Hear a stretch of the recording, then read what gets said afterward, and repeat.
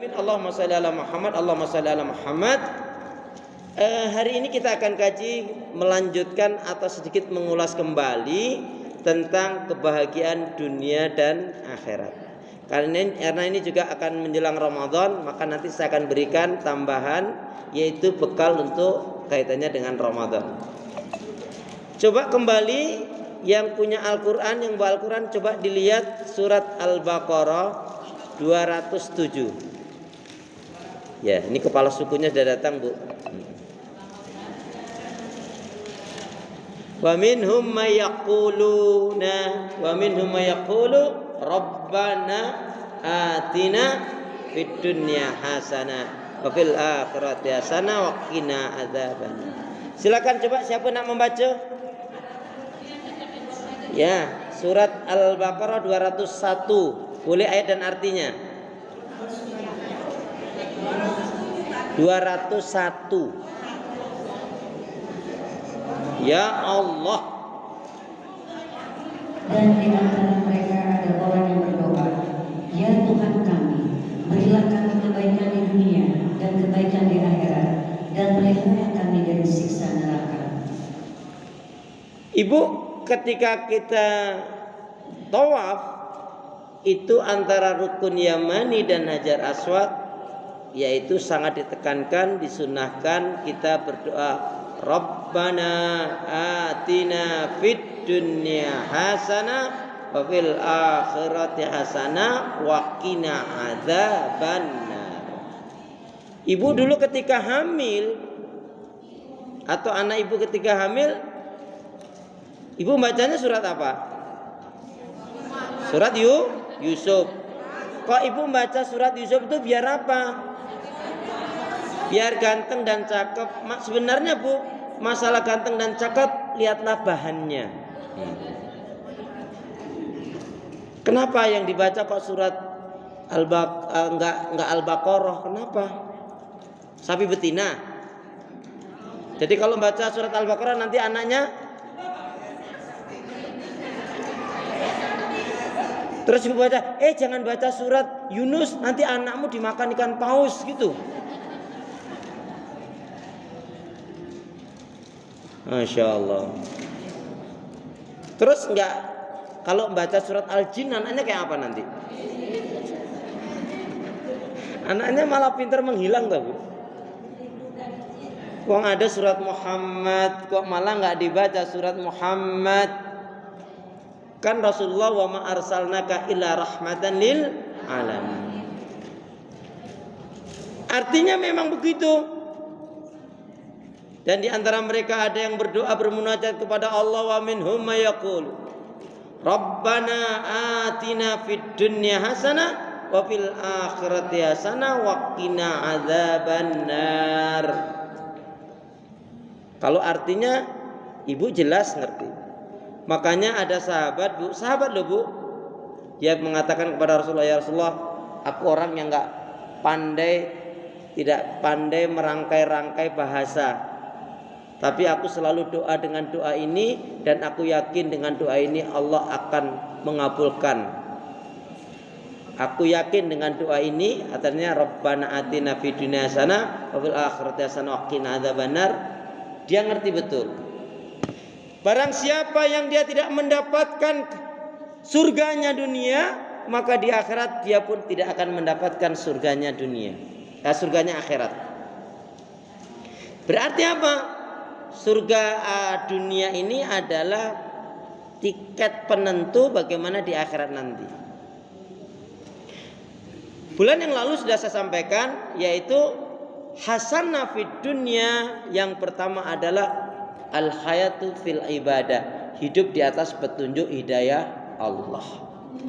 Ibu, alhamdulillah, kita ini bukan siapa-siapa, tapi kita diberi petunjuk hidayah Allah Subhanahu wa taala. Bu, jazakallah. Belum tentu loh Bu, kalau kita hidup ketemu sezaman dengan Nabi Nuh, belum tentu kita akan beriman dengan Nabi Nuh. Buktinya anak dan istrinya Nabi Nuh kafir dan ingkar. Belum tentu pula kalau kita ketemu sezaman dengan Nabi Lut, kita akan beriman dengan Nabi Lut. buktinya istrinya Nabi Lut malah pendukung lesbi. Ibu perlu ketahui, Nabi Lut itu memiliki anak beberapa gadis yang semuanya cantik. Tidak ada yang melebihi kecantikan dari anaknya Nabi Lut.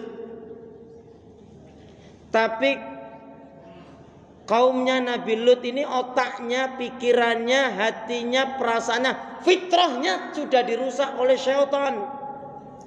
Siapapun kalau sudah dirusak fitrahnya oleh setan, hatinya, perasaannya sudah, dia nggak akan bisa berpikir waras dengan berpikir jernih.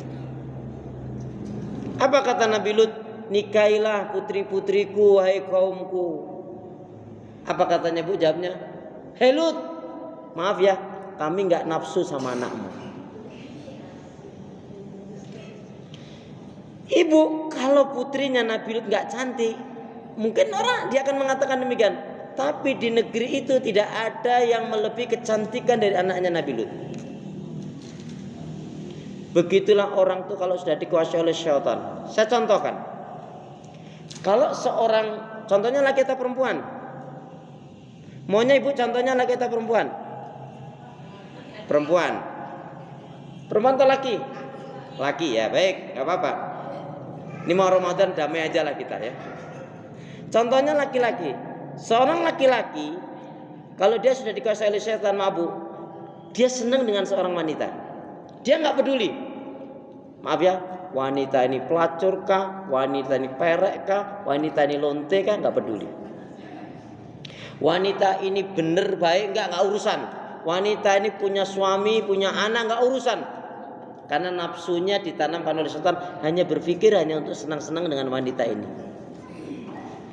Dia sendiri lupa kalau punya istri, punya anak, punya keluarga. Dia sendiri lupa kalau dia sendiri sebenarnya tergolong saudara atau orang yang dihormati di kalangan saudaranya. Karena sudah dicabut oleh Allah Pak, rasa takutnya, rasa malunya, kesadarannya. Begitulah yang kita khawatirkan kalau seseorang itu sudah dikuasai oleh setan. Itu yang kita khawatirkan kalau menimpa diri kita. Nah begitulah yang terjadi pada umatnya Nabi Lut. Jelas wanita cantik, nggak tertarik, malah tertariknya dengan laki-laki sama laki-laki. Ini berarti apa? Laki senang sama laki, perempuan sama senang sama perempuan. Ini namanya apa? Goblok. Bodoh, ya toh? Nah, kenapa dicabut oleh Allah Pak? Rasa takutnya kepada Allah tidak ada, rasa malunya dan kesadarannya. Satu saja dicabut oleh Allah, nikmat kesadaran Bu, hilang dah. Enggak, manusia itu tidak ada maknanya. Na'udzubillah tsumma na'udzubillah min dzalik. Bu, kalau kita ketemu sezaman dengan Nabi Ibrahim, belum tentu kita akan beriman dengan Nabi Ibrahim. Buktinya bapaknya Nabi Ibrahim kafir dan ingkar.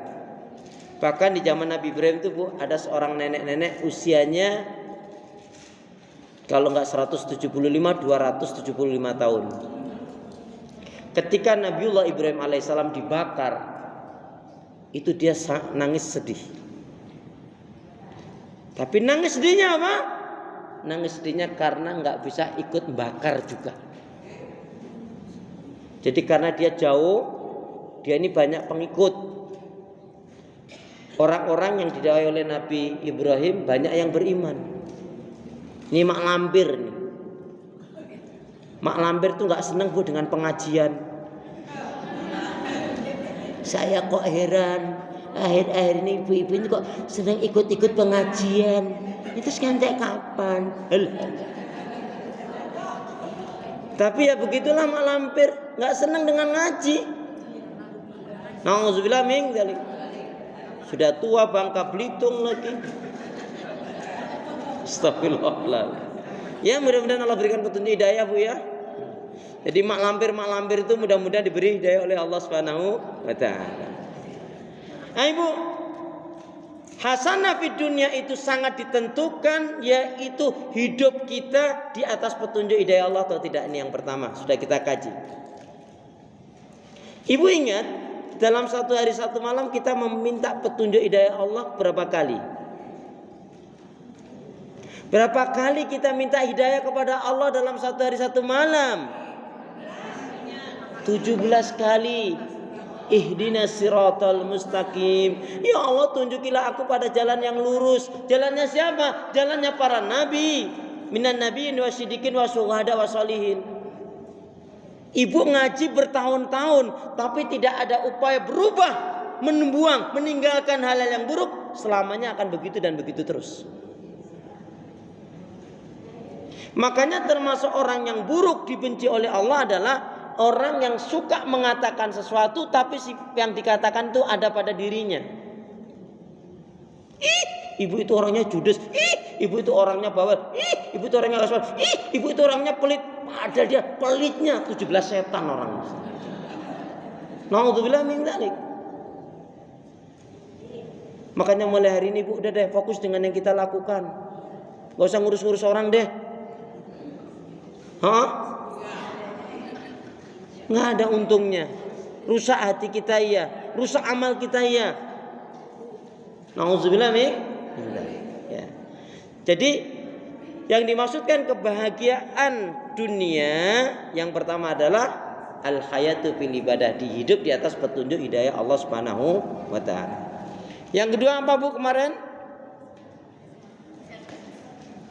Ilmu yang benar dan bermanfaat. Ibu, ilmu yang benar itu dan bermanfaat itu jelas diamalkan. Ya. Makanya ada pepatah Arab, al-ilmu bila amalin kasajarin bila thamarin. Ilmu yang enggak diamalkan bagaikan pohon yang tidak berbuah. Yang ketiga apa Ibu? Saya ingin ulas lagi aja. Harta yang digunakan untuk ibadah. Rizqon halalan thayyibah. Itulah doa kita yang diajarkan oleh Rasulullah setiap habis subuh. Apa Bu doa yang diajarkan oleh Rasulullah habis subuh? Allahumma inni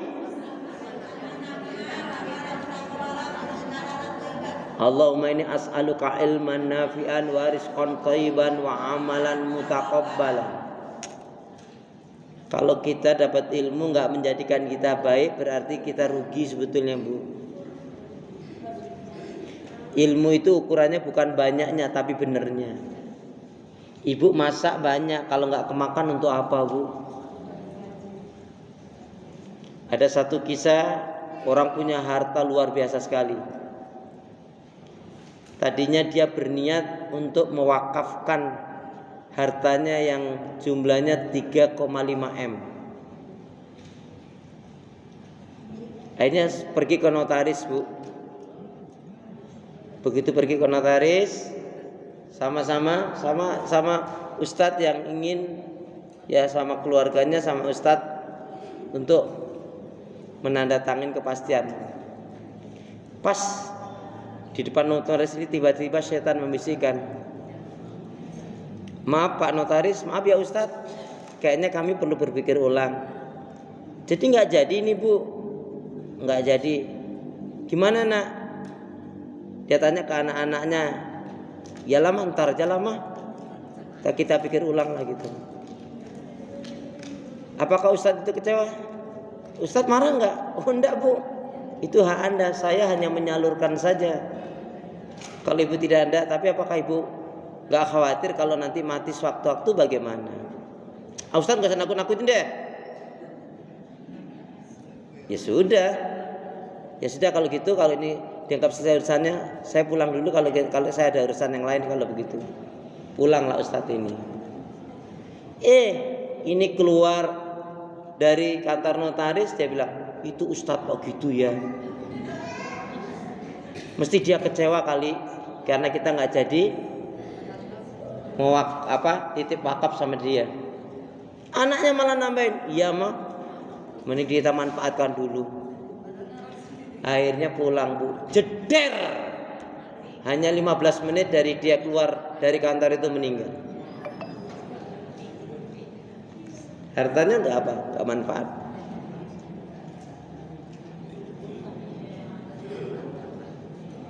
Ni'mal malu salih li abdin salih ala rajulin salih. Fima ma'nahu? Harta yang baik itu Allah berikan kepada orang yang baik. Maksudnya ini mengajarkan kepada kita, ibu kalau punya harta salurkan, berikan kepada orang yang baik, pasti dia akan gunakan untuk kebaikan juga. Ibu punya saudara nggak sholat, suka judi, naudzubillah min dzalik, ibu kasih uang, ibu dapat pahala sampai dia saja. Tapi ibu punya saudara lagi, ya dia sholat, dia rajin, dia jujur, ibu berikan, dapat ke dia pahala, dia gunakan untuk kebaikan lagi, ibu dapat pahalanya lagi. Ya, itulah makna dari nikmal malu sholih labdin sholih arjalin sholih. Pastikan kalau kita mau bahagia tidak terikat lagi dengan urusan riba dan bunga bank, karena nggak akan bahagia bu selamanya. Ya, nggak akan bahagia. Saya beberapa waktu yang lalu bu mau ngisi pengajian, salah satu dari suami ibu-ibu itu cerita, Ustadz, saya tadinya kepala bank CIMB. Kemudian saya mengajukan pensiun dini, dapat 1 M lebih. Tapi apa yang terjadi bu? Nggak nyampe 1 tahun ludes habis. Terakhir dia kena musibah, rumahnya kebakaran. Tapi dia menyadari betapa tidak berkahnya harta riba. Harta haram itu gak akan berkah. Makanya ibu kalau punya harta jangan sayang-sayang. Kalau ibu memberi sebetulnya ibu bukan menolong, orang itulah yang menolong. Karena dengan kita memberi dia terima, dengan itu menjadi jalan pahala. Toh? Iya toh? Bu, tapi yang ingin saya sampaikan di poin ini, ya pastikan yang pertama harta kita adalah halal. Ya ayyuhan nasu kulu mimma fil ardi halalan thayyiba wa la tattabi'u khutuwati syaitan innahu lakum aduwwum mubin. Innama ya'murukum bisu'i wal fahsya wa an taqulu 'alallahi ma la ta'lamun. Ini ayat ibu cari dalam Al-Qur'an pasti ketemu. Al-Baqarah 168 169. Ya, siapa nak membaca? Coba Qurannya sama enggak dengan Quran saya? Al-Baqarah 168 169. Hai sekalian manusia, makanlah yang halal lagi baik dari apa yang terdapat di bumi, dan janganlah kamu mengikuti langkah-langkah syaitan, karena sesungguhnya syaitan itu adalah musuh yang nyata bagimu. Sesungguhnya syaitan itu hanya menyuruh kamu berbuat jahat dan keji, dan mengatakan terhadap Allah apa yang tidak kamu ketahui. Maha benar Allah dengan segala firman. Makanya bu, sahabat Abu Bakar pernah makan kurma. Dia punya budak yang sudah dimerdekakan tapi tetap ikut Abu Bakar.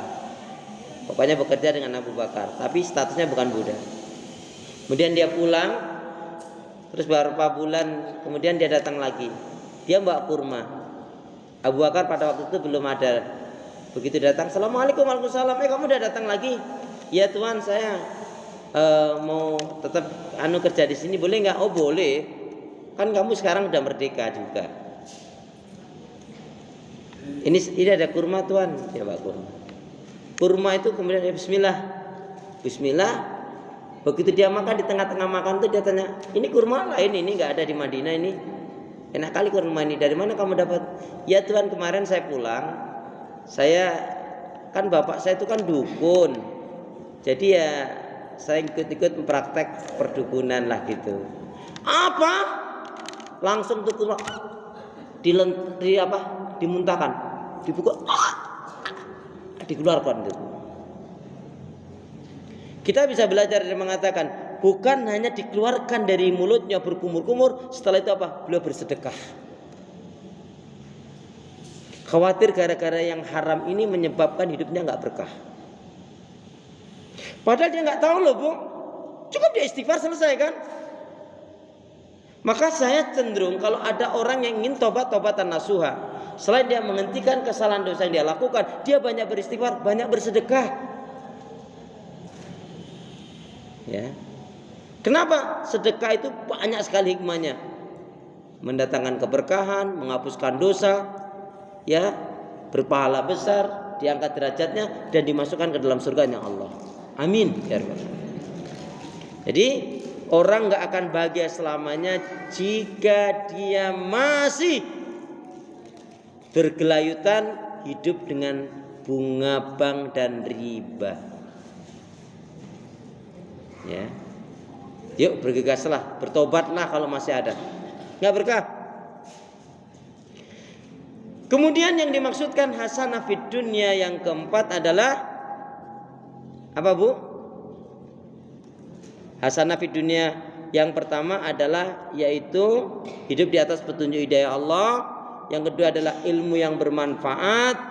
Yang ketiga, sebelum anak pasangan hidup dulu. Pasangan hidup yang baik saleh saleh. Maaf, di poin ini saya ingin tandaskan dua hal. Maaf, Bu. Yang pertama, ibu jangan sampai tergolong istri, ya. Jangan sampai tergolong seorang istri atau seorang ibu yang diancam dengan neraka. Sudah tahu maksudnya? Kalau belum nanti tak terangin.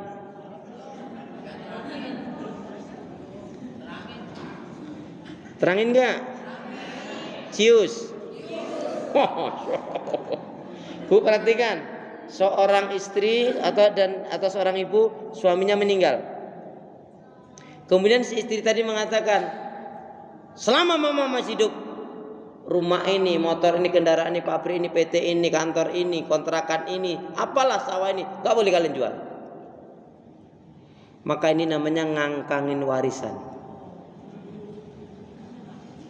Urusannya bukan masalah itu anak ibu, tapi urusannya dalam hukum itu adalah yaitu menzalimi harta anak yatim.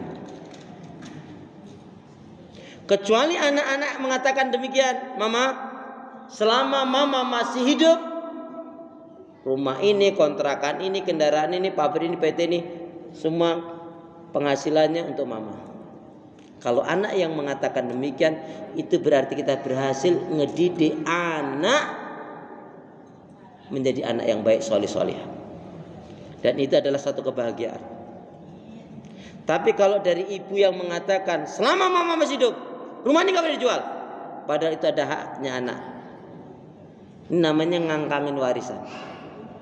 Dan ini dikaitkan dengan ancaman neraka. Kira-kira ada nggak seorang ibu yang seperti itu? Nggak apa-apa. Saya ngisi di tempat pengajian yang lain juga ada. Setelah pengajian dia nemuin saya, gimana saya? Itu saya Ustadz. Ibu segera tobat, kumpulkan anak-anaknya. Kalau ibu nggak bisa panggil Ustadz, saya juga siap, atau Ustadz yang lain dekat ibu juga monggo, biar memberikan pencerahan. Setelah dikumpulkan anaknya, kemudian saya kasih penjelasan. Akhirnya anaknya mengatakan, ya Ustadz saksinya, kami sekarang ridha ikhlas kalau mama tempatin rumah ini, itu kontrakan yang ada itu untuk mama. Udah clear.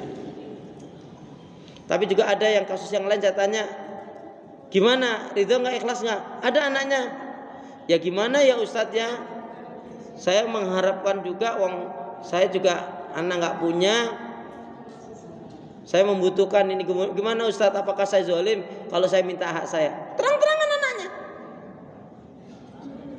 Dan saya bilang, ada nggak dari sini kakak atau adiknya yang nalang, misalkan harga rumah itu 1 M, misalkan si dia ini dapat kebaikan 300 juta, ada nggak yang bisa menalangin? Oh ada ternyata. Ya sudah, maka jatahnya dia sudah nggak ada, nanti jatah yang saudari nalang ini double begitu.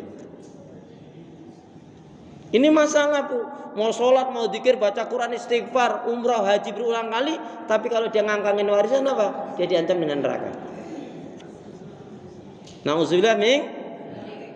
Yang kedua, seorang istri ya tidak sadar padahal dia rajin ngaji, dzikir, istighfar, baca Quran, duha, tahajud, khatam Quran sering, sedekah banyak, haji umrah juga dia sudah lakukan. Tapi ternyata dia adalah istri yang sedang menyeret suaminya ke neraka. Dan bodohnya lagi, suaminya nggak sadar. Mau tahu penjelasannya?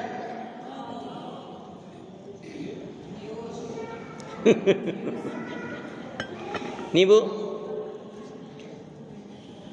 saya rasa ibu-ibu sebagian mungkin masih ada. Jadi gini, kalau suami ibu masih punya orang tua, halo, suami ibu masih punya orang tua berarti mertua ibu. Ibu juga masih punya orang tua, berarti mertua suami ibu. Kalau suami ibu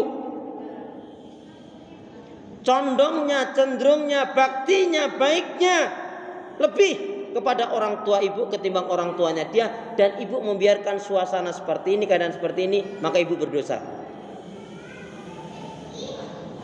Karena seorang suami, seorang anak laki-laki, dia harus baktinya lebih kepada orang tuanya. Dia ngasih uang orang tua ibu, mertua ibu 1 juta, giliran ngasih orang tuanya dia cuma 500, dan ibu senang dengan keadaan seperti itu, membiarkan, ibu berdosa. Contoh, kalau orang tuanya datang, mertuanya maksudnya, dari suami datang, tuh papamu datang tuh, alah biasa, datang cuman bawa jeruk, bawa salak, nanti pulang-pulang alasan pinjam duit lah, ngutang lah, ini itulah, gak pernah bayar. Payah tuh papamu itu. Suaminya bodoh lagi. Iya, aku juga sebetulnya kurang nyaman sama papa ini, payah. Berdosa dia. Kemungkinan ada kasus seperti ini?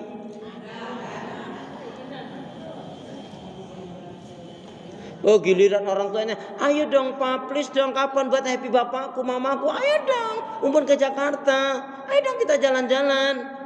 Iyalah sayang, untuk nyenengin kamu dan orang tuamu, kenapa enggak sih?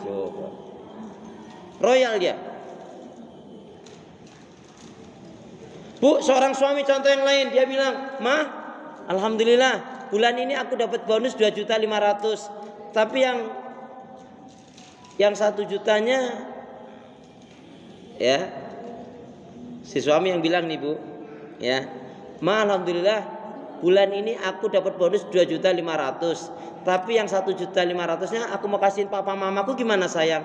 Ya udah kasih aja, terus kasih, cuma kasih terus.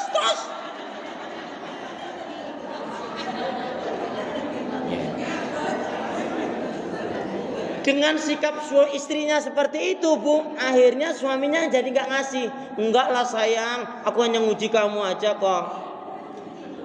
Dia jadi nggak memberi orang tuanya, maka dia berdosa. Berarti ini istri yang tanpa sadar menarik suaminya ke neraka. Terus yang benar gimana? Sayang, sini. Ada apa? Alhamdulillah loh, bulan ini aku dapat bonus 2.500.000. Nah, terus? Ya ini. Tapi aku mau kasih yang 2 juta, aku mau kasih orang tua aku, gimana sayang? Pak, nanggung banget sih, kenapa kok hanya segitu? Udah kasihin aja semua. Pak, sebentar ya Pak ya. Maaf, tapi aku belum, sebenarnya minta maaf loh. Kenapa sayang? Sebetulnya aku udah 8 bulan ini aku juga nabung, nyelengin. Ya alhamdulillah, kalau memang Papa mau ngasih untuk Papa Mama, ya sudah. Ntar ya Pak, ambilin dulu kotaknya. Diambilin. Ya. Ini sayang, ini Pak, Ma. Ini Pak. Udah kasihin aja sekalian orang tua. Ini tabunganku yang 8, kasihin aja. Jarang.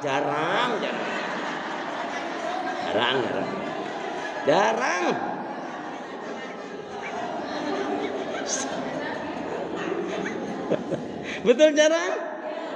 Iya. Padahal istri yang soleh itu seperti itu. Makanya ungkapan tentang istri solihah sangat syahdu dan menyentuh kan? Gimana Bu? Kalau Rasul mengatakan ad-dunya mataun wa khairu mataiha al-mar'atu solihah, dunia itu bagaikan perhiasan, sebaik-baiknya perhiasan adalah wanita yang solihah. Ungkapan tentang wanita solihah itu kan sangat syahdu dan menyentuh kan? Gimana Bu ungkapannya? Halo? Ungkapan tentang istri solihah itu kan sangat syahdu dan menyentuh. Gimana ungkapannya Bu? Gimana? Setiap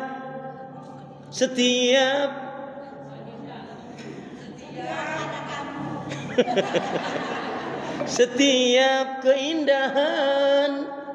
keindahan dunia hanya istri. Artisnya ternyata ada di sini. Masya Allah. Hanya istri salihah. Apa itu istri?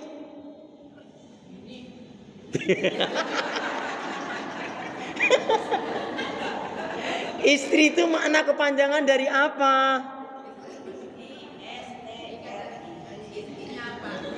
Istri. Istri makna kepanjangan dari istri, ingin selamat terus rajin ibadah. Istri ingin selamat terus rajin ibadah. Itu nanti sampaikan sama suami ibu. Pak, tadi ngaji kata Ustadz Akhlis, ternyata istri artinya bagus banget loh makna kepanjangan. Emang apa mah? Istri itu ternyata ingin selamat terus rajin ibadah. Makanya kamu rajin ngaji dong.